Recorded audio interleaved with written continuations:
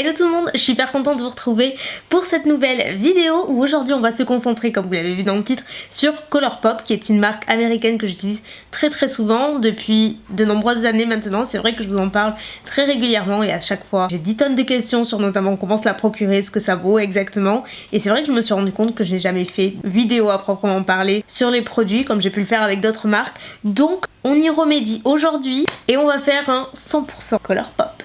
J'avais passé une commande, j'avais tout mis dans une boîte Dior et en fait ces produits, je les ai depuis le début de l'été. Donc je m'étais commandé tout ce qui est produit pour le teint et tout, vous le verrez après. Je n'avais pas réfléchi à un détail, c'est que l'été je bronze et que j'ai encore quelques traces de bronzage, donc j'ai peur que ça ne matche pas.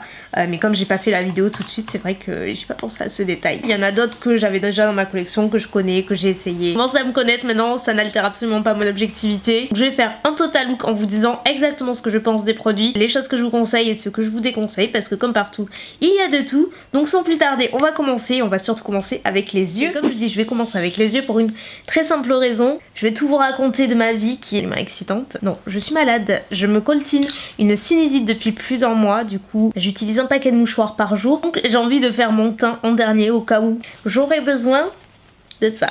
L'article que je préfère chez Colourpop, ce sont les produits pour les yeux. Je trouve qu'ils ont de super fards, un prix pour moi imbattable. Si par cas vous connaissez pas Colourpop, comme je vous disais, c'est une marque américaine à petit prix. Vous pouvez les choper uniquement sur leur site, mais ils livrent à l'international. Généralement c'est des palettes avec un format plutôt compact. Par exemple, moi j'ai la California Love que j'utilise en ce moment quand je m'en vais ou en week-end ou autre. Je trouve qu'elle a les tons de tous les jours idéal pour pour un petit make-up sympa. Donc, vous voyez un petit peu le type de format. C'est pas des palettes qui ont un packaging de dingo, mais en même temps les prix varient 10 et 22 $, quelque chose comme ça. Vous avez ensuite ces petites palettes qui ont un packaging plastique plus dur acrylique. Celles-ci je les adore. J'en ai une, deux, trois, 4 et j'en ai une cinquième aussi, la même mais en bleu. Elles sont géniales ces petites palettes et je crois qu'elles sont à 12 $. Vous avez aussi la possibilité de vous faire une palette de fards individuels, donc ça c'est la mienne. Je les avais tous placés dans cette Z palette. Vous avez la possibilité de les acheter en individuel et vous les placer comme vous le souhaitez, vous faire votre propre palette. La qualité des fards individuels est exactement la même que dans les palettes. Donc là je recouvre juste avec de l'anti-cerne ma paupière mobile. J'ai utilisé cette petite palette là qui est la Orange You Glad et je vais commencer par construire mon creux avec tout d'abord ces deux fards là qui sont dans les tons pêche et totalement mat. Vous voyez qu'on aperçoit tout de suite la pigmentation au contact de la peau. Le fard se travaille très bien. Le seul truc que je pourrais vous dire, c'est qu'il y a certains fards qui peuvent être un petit peu plus poudreux, que ce soit les satinés ou les mats. Personnellement c'est pas quelque chose qui me dérange, dans la mesure où j'arrive à travailler le fard et que c'est pigmenté, franchement ça me dérange vraiment pas, mais je le précise parce que je sais qu'il y en a que ça gêne davantage. Je prends ensuite le fard le plus foncé de la palette qui est mat aussi, encore une fois. Cette fois-ci j'utilise un pinceau Zoeva, c'est le numéro 227. J'essaie de vous me mentionner, je ne précise jamais la référence des pinceaux que j'utilise. C'est pas parce que je veux pas, c'est juste que je n'y pense pas. Donc là, j'essaie de faire un effort. Voilà, parce qu'en fait, je vais faire un cut crease. Je veux vous montrer un autre produit. Donc aujourd'hui, on fait quelque chose d'assez coloré. Et enfin, je prends la couleur Sunkiss, qui est vraiment l'orange le plus pétant de la palette, mat toujours, et je passe vraiment délicatement sur les bords juste pour avoir un effet d'ombré parce qu'on a plus ou moins la même teinte là actuellement.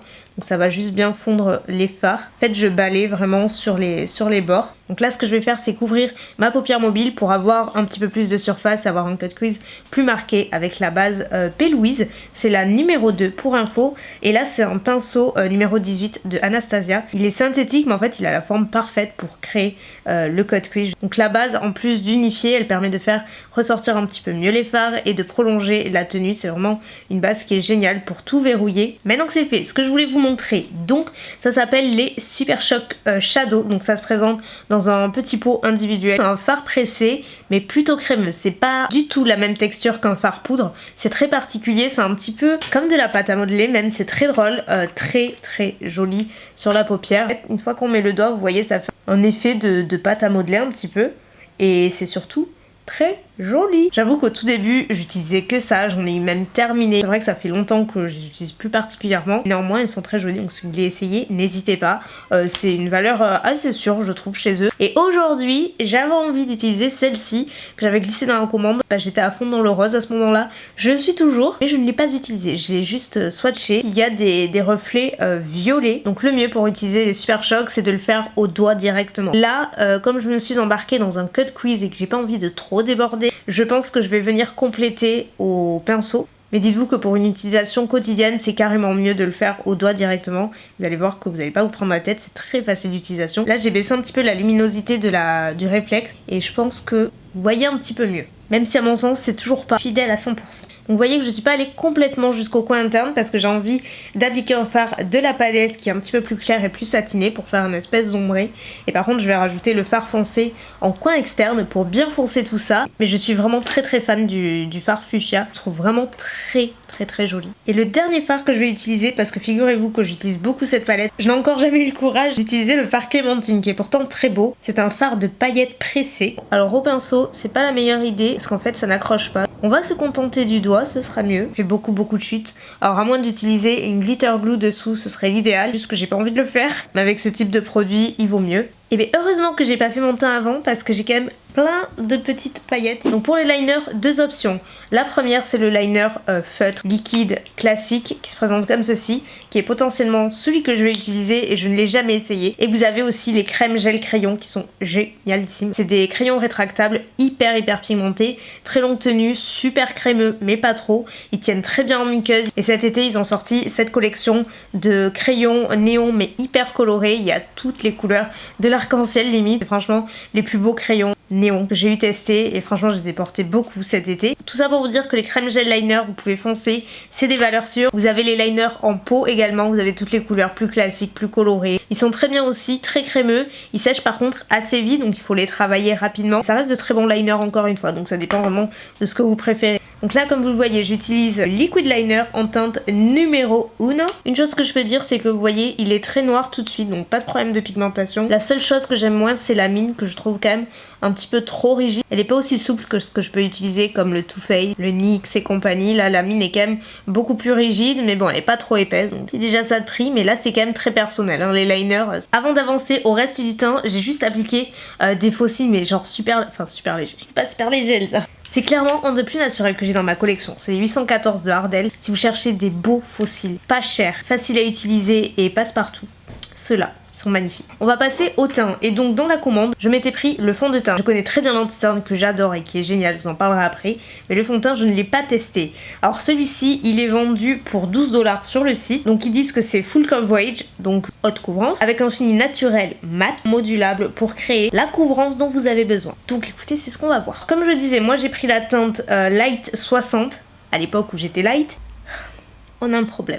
La teinte est catastrophique, on dirait Casper le fantôme quoi. Je ne sais pas quoi faire. Soit je le garde comme ça on voit comment il évolue et j'essaie de le raviver avec beaucoup de bronzer, soit je l'enlève et j'en mets un autre. Bon, vous savez quoi? On est aussi sur un crash test, j'ai envie de voir comment va évoluer le fond de teint étant donné que je ne l'ai jamais utilisé. Donc je vais le garder. On va passer au concealer. J'en avais un autre dans mes tiroirs parce que comme je vous dis, je le connais celui-ci, je l'ai utilisé, j'en ai même terminé des tubes. La teinte, je pense, matchera davantage. C'est la Medium 30. Elle a une très bonne couvrance, une bonne tenue. Le seul truc c'est qu'il faut le poudrer vraiment très rapidement sinon il a tendance à marquer les petites ridules etc.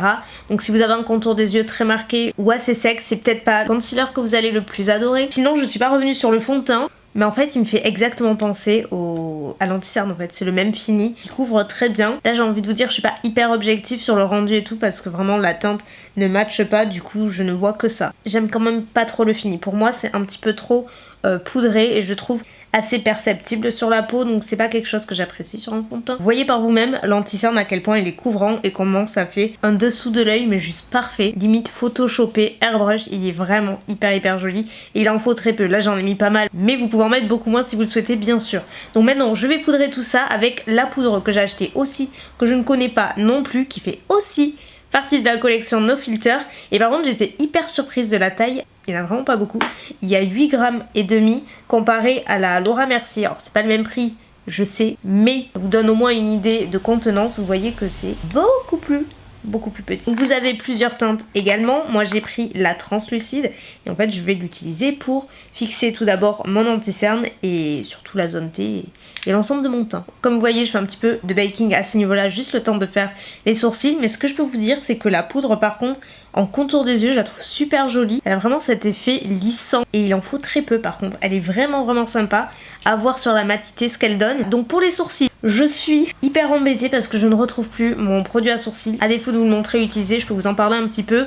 Donc vous en avez plusieurs sortes également. Moi le seul que j'ai testé c'est en crayon rétractable et il est vraiment pas mal. Le seul truc c'est qu'il est un petit peu comme les crayons yeux dont je vous ai parlé, il est assez crémeux. Du coup c'est le type de produit où c'est facile de dépasser un petit peu. Donc c'est vraiment juste une question d'habitude et de prise en main. Une fois que vous l'avez, il n'y a pas de souci. En tout cas ça reste un bon crayon à sourcils, donc si vous voulez l'essayer, vraiment je vous invite à tenter. Les sourcils c'est fait, j'ai rajouté un petit peu de bronzer, un petit peu beaucoup même pour ajuster un petit peu mon teint et je sais pas ce que vous en pensez mais c'est quand même beaucoup mieux. Maintenant on va passer au contour puisque j'ai pris le Super Shock aussi mais en version chic, donc là c'est la couleur aphrodisiaque qui est donc plutôt une teinte de contour pour bien redéfinir et structurer mon visage. C'est exactement la même texture que pour les fards à paupières, vous voyez. Franchement la teinte est parfaite, ça définit mais juste comme il faut et en même temps ça reste super naturel. Donc moi j'ai juste pris cette teinte mais bien sûr vous en avez plein d'autres. Alors c'est sûr que je vais le réutiliser, je le trouve beaucoup trop naturel et super joli sur le teint.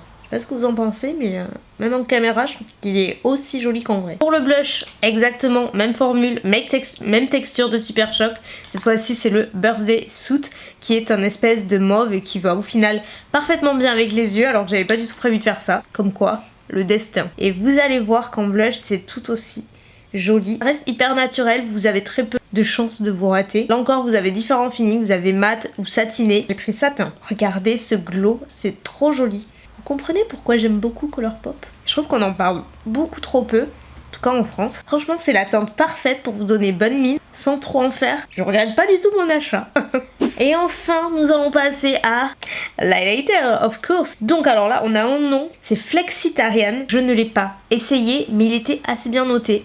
Ce que j'aime bien sur le site c'est que vous avez à chaque fois des évaluations. My god. Alors c'est un peu clair. Franchement à l'époque j'étais Casper, c'est pas possible. Je disais ce que j'aime bien sur le site c'est que vous avez à chaque fois des évaluations pour chacun des produits, donc ça vous donne un petit peu une idée de ce qu'en pensent les gens. C'est quelque chose que j'aime beaucoup regarder sur les sites, surtout quand vous savez pas trop vers quel produit vous tournez et tout, ça c'est top. Donc là je vais revenir rapidement aux yeux juste terminés, au moins le ras des cils inférieurs, rajouter un petit peu de couleur, je vais le mettre en accéléré pour que ce soit moins long pour vous mais je récupère la même palette, je vous montre tout à l'écran et on se retrouve pour le look final. Donc oui il manque une petite partie, j'ai eu un problème, un gros problème de batterie et d'appareil en général, du coup vous m'avez pas vu appliquer le rouge à lèvres mais c'est pas très grave. Je vais revenir sur tous les produits que j'ai utilisés. Muqueuse inférieure j'ai utilisé donc la teinte Insomniac toujours de Colourpop qui est ce fuchsia magnifique, j'avais déjà utilisé en vidéo mais vous voyez que je trouve que ça fait toute la différence, je vous les conseille mais à 1000%. Et en mascara donc j'avais déjà appliqué les faux cils parce que sur ce type de make-up je trouve que c'est beaucoup plus joli. Sinon ils ont le Volumizing Mascara et c'est un des rares produits Colourpop que je n'aime pas du tout. Vous l'avez vu dans la vidéo, j'aime à peu près tout. Alors que c'est vrai que le mascara, pour moi, c'est un flop total. C'est pas un mascara que j'aime. Je trouve qu'il apporte pas grand chose à mes cils. En plus, ça fait des paquets. Donc celui-ci, je ne vous le recommande pas du tout. Évidemment, il y en a qui peuvent l'aimer, bien entendu. Mais moi, sur mes cils, comme je vous dis, ça ne passe pas. Ah oui, il y a un autre produit que je n'aime pas chez eux que je vous ai pas montré dans la vidéo. Ce sont les jelly, c'est des fards jelly en fait, qui ont une texture gélifiée. Au tout début, c'est très joli et assez drôle à utiliser, faut le dire. Le seul inconvénient c'est que ça sèche extrêmement vite. Au bout d'un mois c'est limite déjà sec. Vous pouvez quand même l'utiliser mais c'est très différent. Même pourtant bien scellé, j'en ai eu plusieurs et à chaque fois ils ont tous séché. Donc je dirais que là aussi c'est pas un produit que je recommande particulièrement chez eux, ils ont beaucoup mieux. Et enfin pour les lèvres j'ai juste utilisé ce produit qui est la teinte Aquarius. Et en fait alors pour les lèvres que je vous explique, ils ont beaucoup de produits là encore. Donc ils sont très connus pour leur rouge à lèvres liquide. Donc là c'en est un sauf que là c'est la version satin. Je vais aller voir et je vais vous montrer. Donc déjà ils ont tout ça. Il y a les Ultra Blotted qui ont un effet un petit peu lèvres mordues mais ça reste super pigmenté. Donc les Ultra Mat, comme le nom l'indique, c'est un rouge à lèvres liquide mat mais vraiment très mat. Et là par contre, alors ils ont de très jolies couleurs mais ils restent assez asséchants. C'est pas ceux que je préfère sur le marché. C'est pas les pires mais si vous avez des lèvres sensibles qui ont tendance à être gercées ou à marquer facilement, vous n'allez pas aimer. Et ils ont donc les satins, donc c'est celui que j'ai utilisé aujourd'hui. En fait ça garde les pigments des Ultra Mat mais on a un tout petit peu plus d'ingrédients hydratants entre guillemets pour que ça reste un peu plus confortable que les Ultra Mat par exemple. Et en plus de tout ça ils ont aussi les Lippy Sticks. Alors ça j'ai connu dès le début, des rouges à lèvres rétractables comme ça en bâtonnet qui sont très très sympa et ça j'adore ces produits. Une chose que je n'ai pas précisé et je sais que vous allez me demander parce qu'à chaque fois que je parle de Colourpop on me demande, c'est est-ce qu'on a des frais de douane en commandant? Et la réponse est oui, on peut en avoir comme sur n'importe quel site US. Moi ça m'est arrivé de commander, de ne pas en avoir, de commander, d'en avoir. Un peu la roulette russe, ce genre de truc, c'est hyper aléatoire. En tout cas dites-vous que plus vous faites une énorme commande et plus vous avez quand même de chances d'avoir des frais. Et franchement vu les prix pratiqués, vous pouvez vraiment vous faire plaisir en découvrant, vous faisant un panier sympa sans trop vous ruiner et vraiment tester plein de trucs. Moi personnellement c'est une marque que je vous recommande et c'est pour ça que je voulais faire cette vidéo pour en parler enfin après des années où je vous montre quelques produits à droite à gauche. Donc voilà, n'hésitez pas à me dire ce que vous en pensez, si vous avez testé Colourpop, si c'est une marque qui vous tente, vous êtes utilisatrice ou pas du tout, bref, laissez-moi tous vos feedbacks, je serais hyper curieuse de savoir ce que vous en pensez. Ce que vous pensez du look, j'adore le make-up des yeux, par contre, le fond de teint, j'aime pas. Il reste apparent, on le devine et ça c'est quelque chose que je déteste sur un fond de teint. Sur ce, je vous laisse, merci mille fois d'avoir regardé cette vidéo. N'hésitez pas à la liker si vous voulez en voir davantage et si elle vous a plu bien entendu et à vous abonner pour ne pas rater les suivantes. Je vous fais des très gros bisous et je vous dis à très bientôt. Bye. Il faut continuer. T'inquiète, je continue. Tu vas voir. Tu vas me guérir, oui toi. Je vais te guérir. Je suis pas docteur mais vétérinaire. Tu vas voir.